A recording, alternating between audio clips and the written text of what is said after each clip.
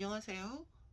미국 버지니아의 페어팩스에서 코로나 확진을 받고 8일째 코로나와 전쟁 중인 홍아리엘이라고 합니다.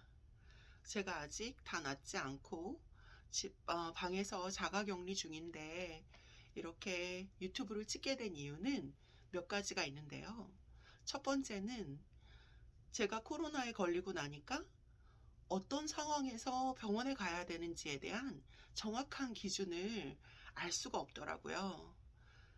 음, 열이 38도 이상 계속되거나 숨이 가쁘거나 가슴이 답답할 때 오라고 하는데, 숨이 가쁘거나 가슴이 답답한 거의 기준을 어떻게 잡아야 될지 모르겠는 거예요.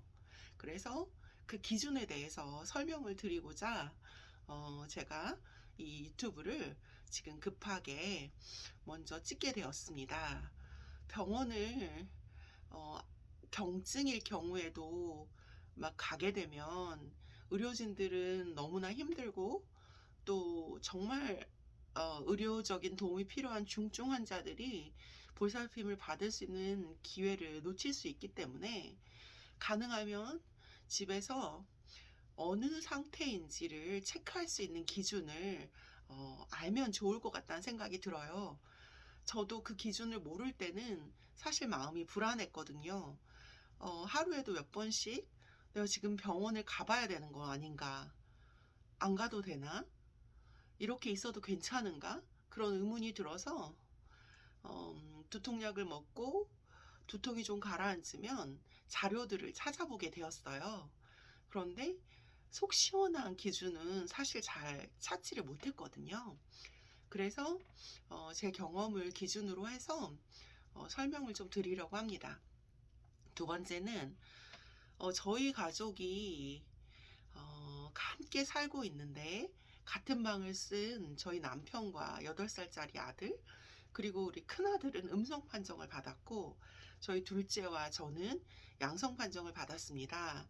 그리고 다른 가족들은 아직도 검사 결과가 나오지 않았어요. 같은 날에 가서 검사를 10분, 30분 간격으로 했는데, 저희 큰아들은 결과가 나왔고, 저희 셋째 아들하고 다른 가족은 아직도 결과가 나오지 않았습니다. 참, 같은 장소에 가서 그렇게 검사를 했는데 이렇게 며칠이나 검사 결과가 나오지 않는 이유를 잘 모르겠네요. 어쨌든 저는 지금 미국에 살고 있습니다. 전 세계에서 가장 많은 코로나 환자가 있는 미국입니다. 그런데 이렇게 많은 환자들이 다 병원에 무조건 갈 수는 없잖아요. 그래서 코로나를 저희가 검사를 받으러 갔는데, 검사를 하고 집에 가서 격리하고 있다가 그냥 다 나았는지 확인하러 올 필요도 없다는 거예요. 열이 없고 움직일만 하면 그냥 14일 지난 다음에 생활로 돌아가도 된다는 거죠. 그리고 뭐 병원에 정말 응급 상황이라고 생각하면 오라고 했습니다. 제가 응급 상황이 도대체 언제인지 구별하는 기준부터 제 나름대로 체득한 걸 설명드리려고 해요. 음, 이게 많이 보셨을 거예요. 병원에 가면 그 바이탈 체크하는 거예요. 산소 포화도 이렇게 체크하는 겁니다. 네, 지금 저는 현재 컨디션이, 산소 포화도가 98이 나오죠. 네, 두통도 없고 몸 컨디션이 좋습니다. 이게 만약에 92 아래로 떨어지면 그때는 병원에 얼른 가야 된대요. 그게 80대로 떨어지면 장기의 손상까지 갈 수 있고, 이 산소 포화도가 92 아래로 떨어졌다는 것은 폐가 굳었다거나 폐에 물이 찼다거나 아무튼 폐렴 증상이 심각해진다는 뜻인 거예요. 뜻이라고 해요. 저는 의료 종사자가 아니기 때문에 제가 읽어본, 찾아본 걸 기준으로 말씀드립니다. 틀린다고 생각하는 분들은 저에게 댓글을 달아주시거나 말씀해 주시면 저도 참고하도록 하겠습니다. 어쨌든 모든 사람이 기준이 정확하지 않으면 다 병원에 가고 싶고 두려운 마음이 들잖아요. 그런데 미국은 의료비가 또 너무 비싸요. 그리고 코로나 환자가 너무 많기 때문에 모두가 다 병원에 갈 수는 없는 거잖아요. 그런 상황에서 저도 열이 40도가 오른 상태로 2시간을 타이레놀 1000mg을 먹었는데도 열이 떨어지지가 않았어요. 그러다 보니까 숨은 막 가빠오는 것 같고, 그 상황에서 응급실에 가야겠다고 결정을 하고 옷을 챙겨 입고 있는데, 아들이 엄마 산소 포화도 체크를 한번 하고 가는 게 좋을 것 같다고, 산소 포화도가 92 아래로 떨어지지 않으면 병원에서 입원을 시켜주지 않는다는 얘기를 들었대요.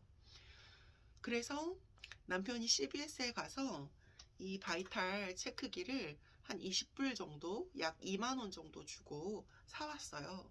그랬는데 다행히 산소 포화도가 제일 낮을 때는 93, 그리고 92 아래로는 떨어지지 않더라고요. 그리고 제가 먹던 타이레놀 말고 다른 종류의 약을 남편이 사왔는데, 이거 500ml 한 알만 먹었는데도 15분 후에 열이 떨어지는 거예요.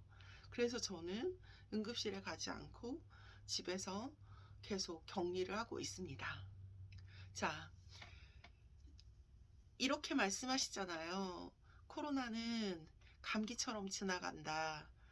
네, 저희 아들 약혼녀는 열이 40도까지 올랐는데 해열제 먹으니까 바로 뚝 떨어지고, 재택근무하는데 지장이 없을 정도의 컨디션으로 지금도 하루도 일을 쉬지 않고, 딱 하루 첫날 하루 일 쉬고 계속 근무하고 있습니다. 그냥 견딜만 하대요. 이 정도면 감기처럼 지나간다고 말할 수 있겠죠? 그런데 저희 둘째 아들은 24살인데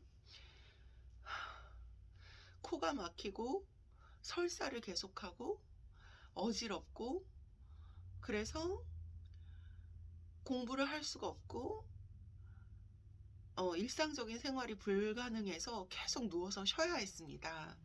지금 저랑 증상이 같이 시작됐기 때문에 증상이 시작된 지 12일 차, 그리고 확진 판정받은 지 8일 차, 아들은 계속해서 고생을 하고 있어요. 젊다고 해서 감기처럼 지나가는 게 아니죠. 저 같은 경우는 제가 갑상선 기능 항진증을 앓았거든요. 지금은 갑상선 기능 항진증 약을 먹고 있지는 않는데 불과 6개월 전까지 약을 먹었었어요.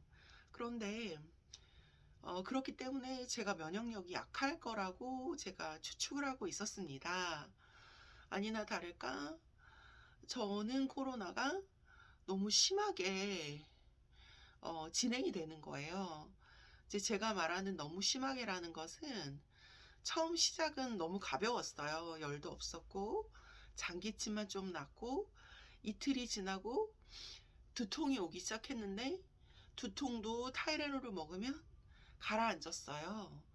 그래서 4시간 반, 5시간마다 타이레놀을 계속해서 먹었습니다. 그런데 이게 며칠 시간이 지나면서 두통이 점점점 그 강도가 심해져서 눈을 뜰 수가 없고 계속 불을 꺼놓고 눈을 감고 있어야 되는 상황이 되는 거예요. 그랬는데 어제는, 그러니까 7일 차죠. 두통이 사라졌어요. 그래서 이제 두통이 사라지니까 내가 나을 때가 됐나 보다, 그런 마음이 들었습니다. 그런데 그날 밤에 열이 40도가 올라가서 2시간 동안 타이레놀 1000mg을 먹어도 열이 떨어지지 않는 거예요. 숨은 가빠오고. 그래서 응급실을 가려다가 바이탈 체크를 해보니까 산소 포화도가 92 아래로 떨어지지 않아서 다른 약으로 바꿔서 먹었습니다. 그리고는 그 약이 다행히 열을 떨어뜨려줘서 지금 이렇게 조금 더 나은 컨디션으로 여러분께 진행 상황, 코로나가 어떻게 진행되고 있는지, 그리고 코로나에 걸리면 어떻게 치료를 하고 어떤 상황에 병원을 가면 좋은지 설명해 주기 위해서 이렇게 앉아 있을 만큼 회복이 되었습니다. 제가 하나씩 보여드릴게요. 제가 코로나에 걸렸다고 하니까 제일 많은 분들이 비타민을 먹으라고 하는 거예요. 그래서 이 1000mg짜리 3개를, 3포를 물병에다가 타가지고 이거요. 3개를 다 타서 그걸 하루에 그 물병 하나를 다 먹었습니다. 그러니까 비타민C 3000mg을 먹은 거죠. 그리고 비타민 D3를 꼭 먹으라고 하더라고요. 그래서 D3 이거 먹고, 그 다음에 징코를 먹으라고 하는 거예요. 그래서 제가 비타민 C, D3 그리고 징코를 같이 먹고 있습니다. 그리고 에드빌 같은 종류 먹지 말고 진통제는 타이레놀을 먹으래서 제가 처음에는 이 타이레놀을 낮에용과 밤용으로 나눠서 먹었었는데요. 처음에는 좀 들었어요, 두통에. 그런데 어제는 열이 떨어지지 않고 너무 고통스러워서 남편이 다른 약을 사왔는데 이 약을, 네, 500ml짜리 하나만 먹어도 15분 만에 열이 떨어지는 거예요. 그래서 똑같은 타이레놀이라도 만약에 약이 듣지 않는다면 다른 종류를 구비하셔서 바꿔서 드시는 게 좋을 것이다 라는 말씀을 드리고 싶습니다. 자, 정리하겠습니다. 오늘 포인트는 의료진과 자신의 건강을 위해서, 무엇보다도 생명이 달린 일이니까요. 너무 힘들면 무조건 응급실 가야죠. 그런데 고민될 때, 이게 정말 응급 상황인지 가야 될지 말아야 될지 잘 모를 때 이 바이탈 산소 포화도 체크기를 하나 집에 두시면 한 2만원 정도밖에 하지 않으니까 하나 사서 수시로 산소 포화도가 92 아래로 떨어지는지 떨어지지 않는지 체크를 하셔서, 만약에 92 아래로 떨어지면 얼른 병원으로 가시고 92 이상이면 그렇게 응급 상황으로 폐가 문제가 생긴 것은 아니다라고 생각하셔도 좋을 것 같아서 나눕니다. 자, 마지막으로 저희 가족이 9명이 한 집에 살고 있는데요. 저와 아들은 2층에서 격리를 하고 있고 엄마랑 음성 판정을 받은 가족들은 1층에서 생활을 하고 있어요. 그런데 제가 저희 가족을 기준으로 해서 어떤 사람이 코로나에 걸리지 않았고 어떤 사람이 코로나에 걸렸나를 비교해 보면, 저희 가족의 생활 방식을 기준으로 하자면 음성 판정을 받은 우리 가족들은 잠을 너무 잘 자는 가족이었어요. 그러니까 베개에 머리만 타면 코 골고 바로 잠드는, 정말 3초도 걸리지 않는 그런 잠자는 습관을 가진 우리 가족들은 코로나에 걸리지 않았고요. 저는 밤에 계속 잠을 자지 못하고 여러 가지 작업을 하느라고 며칠 밤을 새는 일이 좀 최근에 많았거든요. 그리고 저희 둘째 아들도 1월 16일 날 큰 시험을 앞두고 있어서 계속 잠을 잘 자지 못하고 공부를 했어요. 그러다 보니까 잠을 자지 못한 사람은 면역력이 떨어졌는지 확실히 코로나에 걸렸고, 잠을 푹 잔 사람들은 잠이 보약이라고 코로나에 걸리지 않았습니다. 이건 저희 가족들 기준이고요.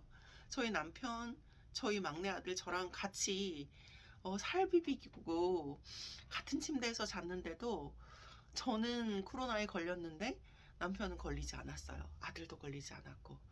그러니까 아마 저희 가족 기준으로는 잠을 잘 자면 코로나 면역력에 도움이 되지 않을까 하는 생각을 해봅니다. 자, 오늘은 여기까지 설명드리고 이제 좀 쉬러 가봐야 되겠습니다.